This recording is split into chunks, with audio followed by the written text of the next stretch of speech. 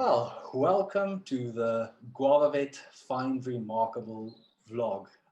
The vlog where we talk about all things related to the job of being a veterinary professional. And today I'm joined by CLINT LATHAM. Now, CLINT, you help practices understand the value of their data and you also help them protect it. So why don't you go ahead and introduce yourself and tell us what you do? Yeah, so my name is CLINT LATHAM. I'm the founder and owner of LUCCA Veterinary Data Security.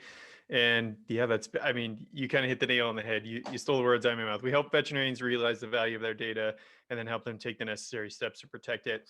I think in that though, I think for most veterinary practices, they think like, oh, I just have IT problems.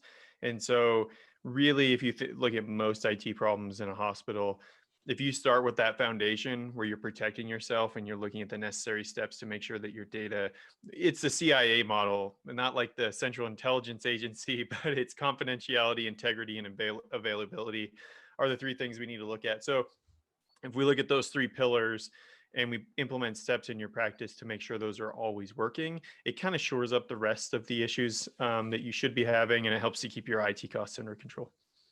Well, you know what, Clint, I don't think that not any of the practices owners I know, we've ever talked about protecting your data. Is it on the radar of these practice owners? I mean, no, no, absolutely not. Which is funny is because like when I started the company, I had a lot of people and a lot of friends in the industry like, you should go into human health because it would be such an easy segue from vet med because you're familiar with a lot of the tools and a lot, the workflow, and now you just have to know, there's HIPAA and there's all this stuff. But for me, it was like all my great friends are in vet med, so it's like I didn't want to leave all my friends high and dry, really. And the fact is that before starting the company, I had worked with actually, thanks to the help of Dr. Rob Trimble at the Veterinary Entrepreneurship Academy, he helped me structure this questionnaire to really understand what was the need of the practice. Because I had ideas as to where the problems were in cybersecurity and data protection in the vet space. But when you start actually interviewing people that you don't know and talking to them, yeah, I mean that's how I came about my tagline, is because most people are like, why would anybody want our data? And they really don't understand how cyber attacks work and kind of how and why, actually almost by proxy, why veterinary hospitals are probably one of the most commonly hit areas as far as cyber attacks. I mean, given the times we're living in, I'm sure everybody would agree that we've seen quite an increase of these emails coming out of the blue, basically wanting us or enticing us to click on a link. Have veterinary practices specifically been targeted? So yes and no. So I think that's where the misconception comes into a cyber attack. So we know the healthcare industry as a whole is targeted, right? So a lot of veterinary practice owners, they're right in the fact that I'm not going to want to build and craft an attack to specifically target Hospital X in small town Iowa, right? It's going to take me far too long, and it's going to, why waste all that time and energy? And so the way the hacking community works is I look for things that I can kind of, it's like a shotgun approach, right? It's like when you fire a shotgun, the shells kind of make this wide spray, and then you look for, then you're hoping something lands within that target. The AVMA actually, the AVMA here in the States is now offering a cybersecurity and PLIT insurance. So I think their average claim is $135,000 a year or something like that for people to get hit. But they had a webinar that I attended. They actually gave a great example in that cyber attacks are like a waterfall. So the water they get it running, and then it just looks for the path of least resistance.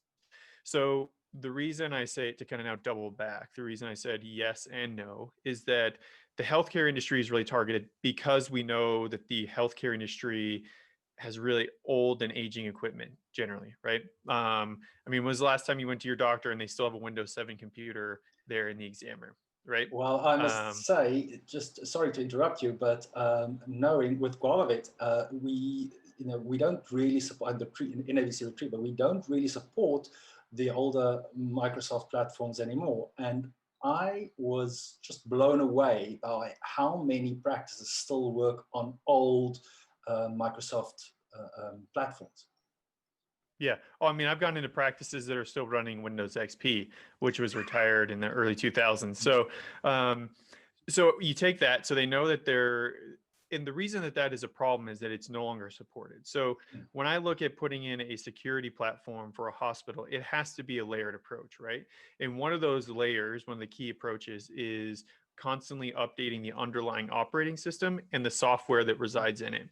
Because any software that you update is going to include security patches.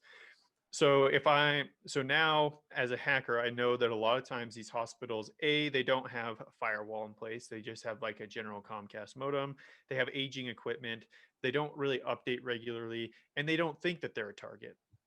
And so now when you couple that with names like hospital, practice, medical center, all these medical terms in your domain name, in your business name, when I attack the healthcare industry, I don't care if you are helping humans or if you're helping animals. All I care is that either I can basically take your data, hold it ransom because I know your entire business runs on that, and that you're going to have to pay me an astronomical amount of money to get it. I could get a little bit deeper as to what's happening now because now they have the hacking industry, I guess if you want to call it an industry, has made a little bit of a change where now they're blackmailing people essentially first. So they get into your network. They'll sit there for 2 to 3 weeks, start pulling all of your customer records, and then they basically come to you and say, "Hey, we're going to release that we have all of your customer data," because they have your customers' phone numbers, they have their email addresses, they can start going directly after your customers that way. Actually saw one hospital where they once they got into the network, then they compromised the email system, and they started sending fake invoices to all of their customers. And so people are picking up the phone like, "Hey, I already paid this $500 bill for this dental. Why are you sending me again?" Right? And they had customized all these rules so that like the practice manager, they didn't see what was happening, but they were all of a sudden were getting all these phone calls. And so they'll get in there, and then if you refuse to pay them at that point, then they will lock your data. So now it's really kind of a two-stage approach. They know that if they have all of your data, it's going to destroy your business reputation, and so they'll publish that and push that out, and ask for, I think the federal limit here in the U.S. is $500,000 before it's a federal crime now. So they're generally asking for hundreds of thousands of dollars in Bitcoin, or they're going to do these steps. Wow. So maybe if you could give us an example, how do they get into our databases? How do they gain access? Yeah, maybe. So here's a good example of a hospital on the West Coast that it actually kind of fits into your market is, so most veterinary hospitals are always hiring, right? I mean, if I went into a room of practice owners or hospital owners, I said, who here is hiring? I'm guessing 80 or 90% of the room is going to hold their hand up, right?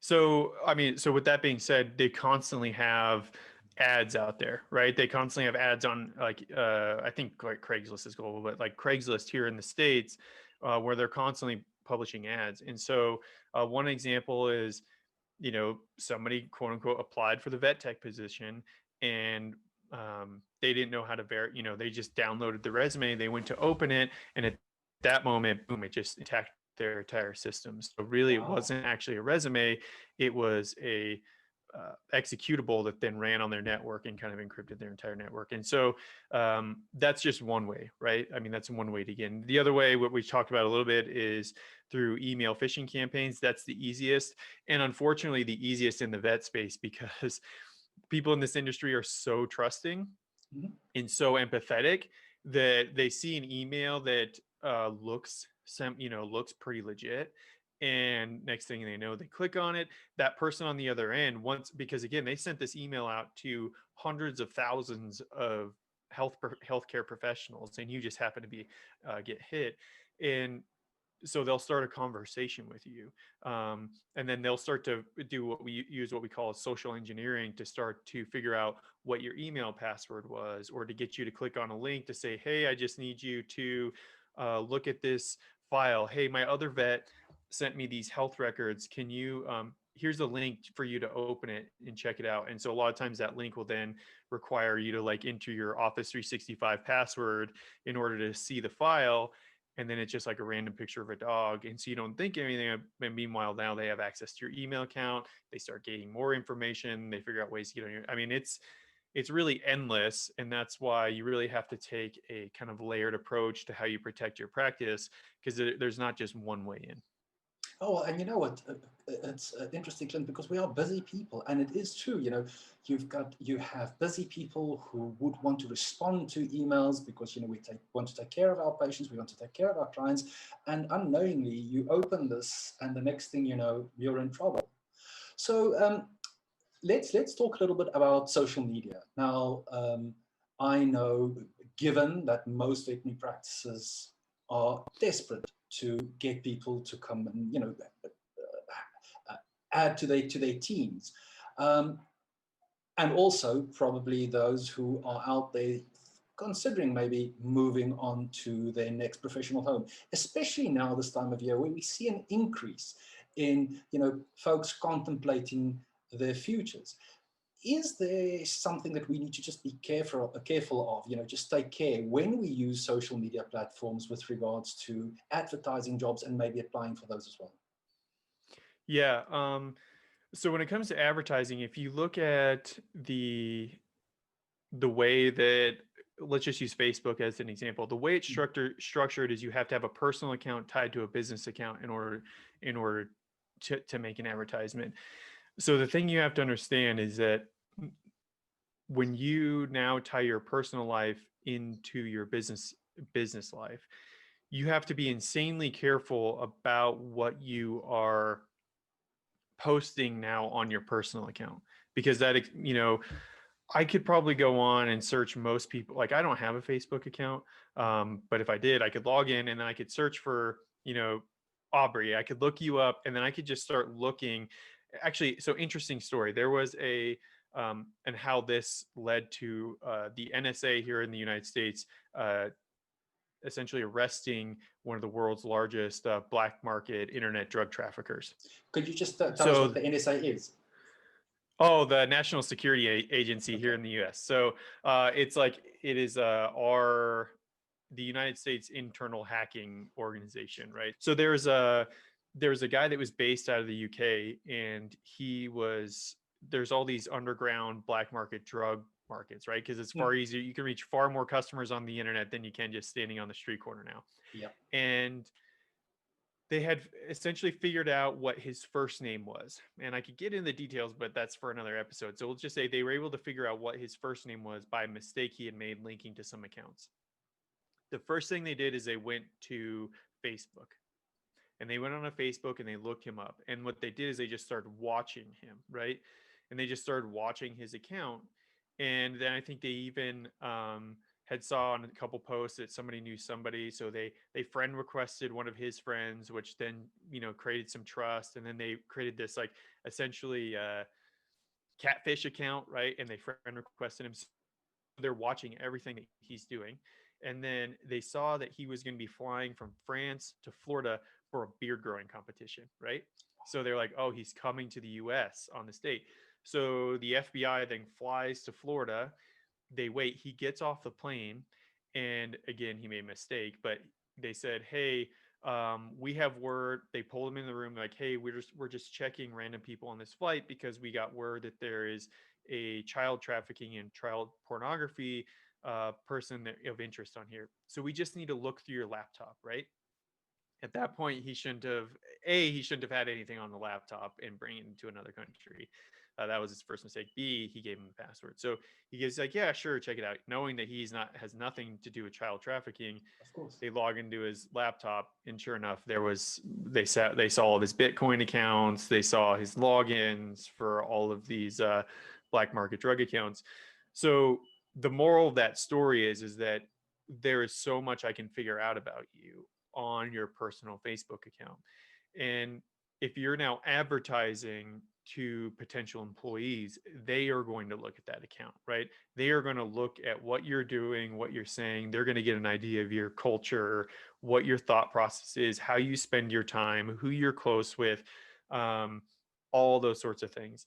The other pieces I've also seen a lot is that in hacking campaigns, they will get access to somebody's social media account, that sort of thing, and then they will find something that's really kind of, everybody makes mistakes, right? I've made stupid mistakes growing up, and they find those mistakes, and then they essentially blackmail you with those mistakes. And they're like, hey, we saw that you made such and such comment on February 2002 when you first opened your Facebook account, which is a little off color. And we're going to tell your entire client base, and we're going to screenshot this to them if you don't give us what we want. So again, if you are using and leveraging these platforms, you really have to be careful of the message you put out there, because it is it's permanent, right? It Facebook says they delete it, but it's temporary, but it's really not. It's permanent.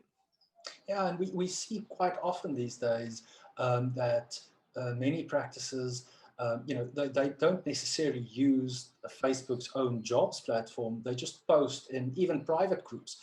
Now, if it's a private group, is that a bit more protected? No, not necessarily. I mean, because I think, Facebook as a whole, because they're such a large organization, I mean, they do have teams of people dedicated 40 hours a week trying to shore up holes and gaps in the platform.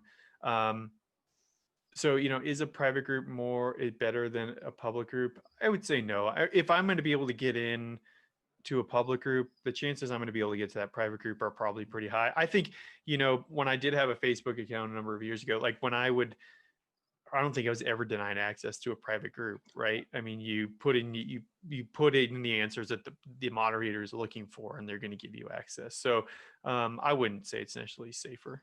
Yeah, and it's so easy to create a Facebook account. I mean, it's not as if they're going to check if you really are who you say you are. That is the Right. problem with social media. Yeah. How do you monitor 3 billion people? Yeah, exactly. How do you monitor 3 billion people? So, if you want to maybe give us some advice on just generally how to be safer online, what would it be? Yeah, so shameless self-promotion. I have a free ebook if anybody wants it. It's the 5 simple steps to protect your practice, and it's really 5 things you can do. You can implement like 1 a day or 1 a week, however you want. They're meant to not be overbearing or overly complicated. The first one is look at how you're backing up your data. That's the most important thing. So we can spend all the money in the world, but if your data isn't protected properly, that we're able to recover it and what's your recovery time objective? How fast do you want to be able to get that data back in live, right? So having the data is one thing, but having the data back and actually functioning is another, right? You can think of it like a car. So the car as a whole, maybe the data, it contains the wheels, it contains all the little parts, but without everything working together, the car is worthless, right? And the same thing goes with our data. We can have all the little bits and bytes, but if we don't have the underlying software system that runs it, it's kind of worthless. There isn't much we can do with it. So how fast do you want to get it backed up? So really look at that. Ask yourself, like, if I would lose my entire server, how fast would I need to be able to get that data back and running in order to keep my business going and not have a substantial loss? So that's the first thing. Now, the second thing is really look at your password policy. I can't tell you how many hospitals I walk into. One thing I like to do with every new client is I walk in and I just introduce myself to the receptionist. I'm like, hi, I'm CLINT. I'm going to be taking over helping with a lot of your IT stuff and your security side of things. And I'll just start looking around. They're like, yeah, no problem. Let me go get the doctor. And as I'm standing there leaning on the counter, I start looking at the reception desk to see how much information I can gather just by looking at the reception desk.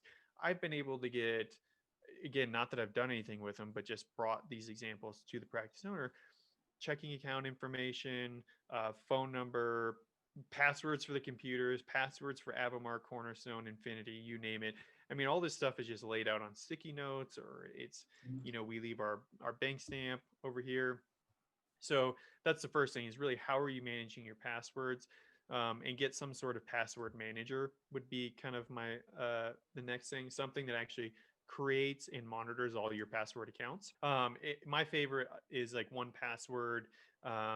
LastPass used to be really good, but I've just heard within the community there's been some recently some vulnerabilities in that one, so Yeah. I would hold on LastPass for a little while. I'm sure they're going to shore it up, but there's also another great one that's open source right now that's free, but I can't think of the name. So I would get a password manager that creates these really complicated passwords, Mm. and they make it really easy for you to use them. So it'll tie into your browser. So it's just one click, and it really simplifies the process. And it's a pain in the butt to get set up initially because it has to be secure, right? We don't want just anybody installing your password manager account. But once you get it set up and on your devices, it's pretty easy to use.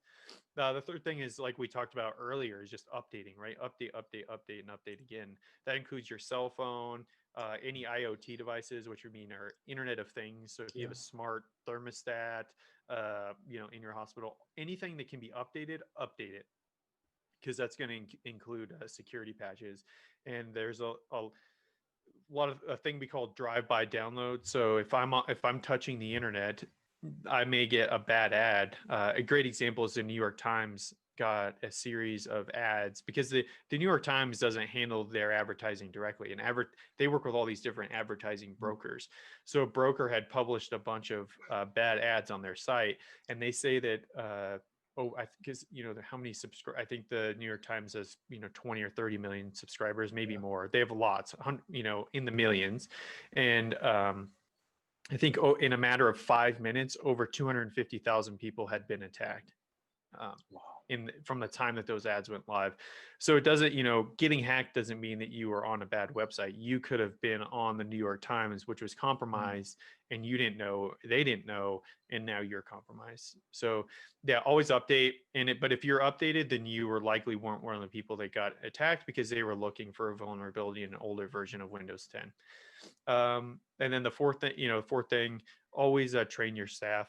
So, I think this goes back to before we recorded, we were talking about Josh Weissman, and he talks a lot about this concept of psychological safety. So, Yes. so many practices that have been hit, if they would have just given their staff the ability to say, hey, I think I was just compromised, I think I clicked on something I shouldn't have, you can really mitigate those risks, right? We can really isolate that machine in one button. We can do a lot of things to really assess the situation. But unfortunately, most hospitals, the culture isn't there. Yeah. And the staff doesn't feel safe to come to the owner or the practice manager. I interviewed one practice manager, and she was like, yeah, when we had ransomware, she's like, I was so mad because the receptionist, I was like, you should have known that this was a bad email. I knew. And it's like, yeah, but that's what led to the problem, because now you're essentially yelling at this person, and they're never going to come to you, and none of the staff ever in here is going to come to you ever now, because they saw how you reacted to this situation. And it's just going to compound, and literally once you get compromised, we're talking seconds, not minutes here, or hours before to get it resolved. I mean, you have to start making changes immediately. Yeah, so the sooner you can respond, but obviously, yes, the culture needs to be such that people would feel comfortable saying, look, I think I just made a mistake. So, Exactly. and I presume also one of the things that you can do is just make sure that you don't go out and, I don't know, on every possible website that you could, every possible social media platform that you could, go and say something or promote something that could make you vulnerable. Yeah. Yeah, Which I think is a good point, because you'd asked me a little bit earlier, posting publicly on Facebook for job ads, does that put me at risk? And I think, in that sort of instance, because Facebook is so easy to kind of query on the back end, just using like certain Google queries through a Google website. If I see that you're constantly publishing, it makes it a lot easier for me to craft an attack to say, oh, this person's hiring. I know they're going to want to download any resumes that come their way. And that's just an easy way for me to get in. So yeah. And then, so if you can kind of really limit your exposure, I think you're right. Well, thank you very much. That's been very helpful. And I mean, I've learned quite a lot. So as we end, I'd like for you, because I'm sure people listening to this would like to know more and maybe even get hold of you. So why don't you tell us where we can find you? Yeah, so you can go to the website, www.lucca.vet. You can also email me directly if you'd like, clint@lucca.vet, and I'd be more than happy to help out. If you really anything, when it comes to technology, really, I just kind of want to be there to help kind of help guide you through that landscape, right? Provide you kind of a clear guided path through the technology landscape that can be a little scary these days. So yeah, clint@lucca.vet. You can find me on LinkedIn. That's kind of my only social media platform. Although I do have a photography account on LinkedIn, or on Instagram, but that's completely different. So I'm not sure you'd find much value in the vet space there. Well, I'll put those links into the show notes, and then tell us about your podcast, please. Oh yeah, I love it. yeah. I The love people, it. yeah, awesome, yeah. So Dr. Aubrey was kind enough to be a guest. Yeah, so the People of Veterinary Medicine, you can find it on all the major podcasting platforms, and really, it's just about telling. I had started the project over a year ago, and what I realized is initially it was about uncovering unique business ideas, and it was called the People of the Veterinary Business Insider. But what I realized is that every conversation came back to the people. And I guess you can really relate to this being in recruiting and hiring, just how important people are to the aspect of anything that's successful that we as the human species are going to create. And so really it came about not so much the business, but I really wanted to see, well, who is the person behind that business, and why, what are the people doing that make that business unique and make that business special? And so that's really what it's about, just finding amazing people doing amazing things in veterinary medicine and telling their story. Well, this vlog is called Find Remarkable. Clint, again, I found remarkable. Thank you very much for all the work you do. Thank you very much for helping us keeping our data safe and for telling us what the value of our data actually is. And thank you very much for your valuable time. Awesome. Thank you. Bye.